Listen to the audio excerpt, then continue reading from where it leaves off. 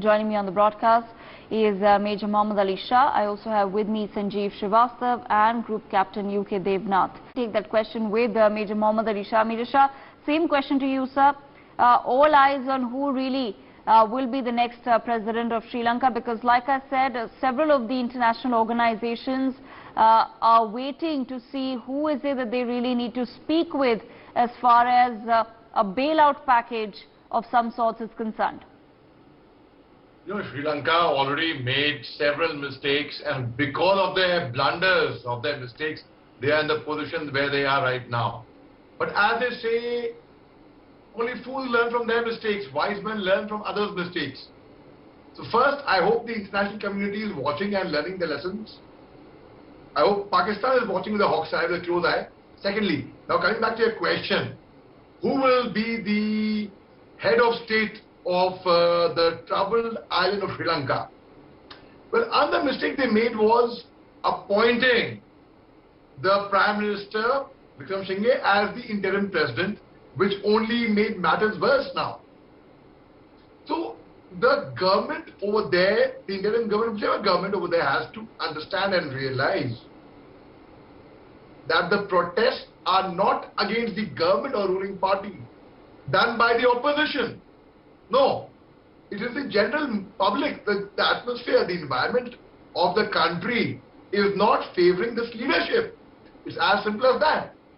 So it should be somebody who is not from this leadership, I would say, someone who will work, but they're not a single charismatic leader.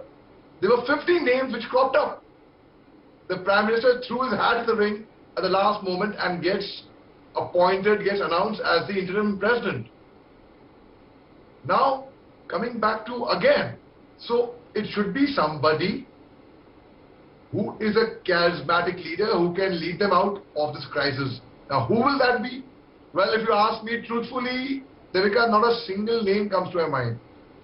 Among all the names which are there, at least in my mind personally, not a single name, be it the leader of opposition, no. But one decision they can really take, which I think could be on the right track, is the all party, they all join hands together and they work on a common cause, on a common objective, a common goal, which is first, let's bail Sri Lanka out of this. I'll give you a small example. I'll quickly finish with this example. In the COVID, we all experienced a lockdown, a shutdown. We were all in the houses, right? Only if you survive will you thereafter do well in life. Only if you sail through a crisis can you see a future. But if you are not able to sail through the crisis right now itself, and you start jumping over and start eyeing for an appointment, then it's bad. So who will be? Let's wait and watch, but let's hope and pray at the same time that a charismatic leader comes forward to bail out Sri Lanka in the right way. All right, Sri Lankan Speaker's Office has issued a new statement on Gotabaya Rajapaksa's resignation. It says that the Speaker of Sri Lankan Parliament is yet to receive the letter of resignation from President Gotabaya Rajapaksa. So, of course, the constitutional crisis, Major Shah, continues in Sri Lanka at this point in time. But people, it's not like this happened overnight, Major Shah. You know, this is what a lot of Sri Lankans who've sat with us in the past few days, they've also pointed this out, and they've also reminded us of this. That listen, just because the protests have gotten so out of hand in the past few days doesn't mean that this happened overnight, that this crisis started overnight. We've been suffering for months on end now. That's not something that the international community has seen. All they see is the people standing on top of buildings, the people taking over, you know, the presidential palace, the secretariat, the Prime Minister's office. That's all that people are seeing right now, unfortunately. But they don't realize that there is an intense frustration amongst the people that led them to do this. Oh yes, absolutely. And one example of it was yesterday on a TV channel when a reporter asked one of the commoners over there who was protesting, that how do you feel, and the kind of the language he used. He was polite to the reporter, no doubt, but the language he used against the government, the cuss words, that itself gave away the kind of frustration the people have in their hearts, and it hasn't developed overnight, of course. At the same time, now when this troubled time, the US amid the unrest in Sri Lanka, the US ambassador to Sri Lanka, Mr. Julie Chung, has appealed for a peaceful transfer of power as and when it happens. Now again, as you rightly brought out, Devika, the resignation letter has not been received by the speakers yet. They are still awaiting that. And this crisis is, I don't know what the plan is, whether when he reaches Singapore, if at all he does, safely and soundly, I hope so, or whatever. I mean, I wish well for everyone, basically, for every human being, because I believe in humanity. So there's humanity crisis happening in Sri Lanka as well.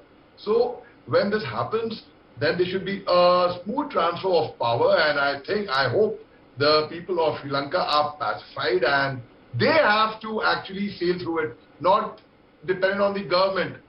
God helps those who help themselves, right? Similarly, you cannot blame entirely, you can give the onus of the government. You have to do your bit, tie your camel first, leave the rest to God.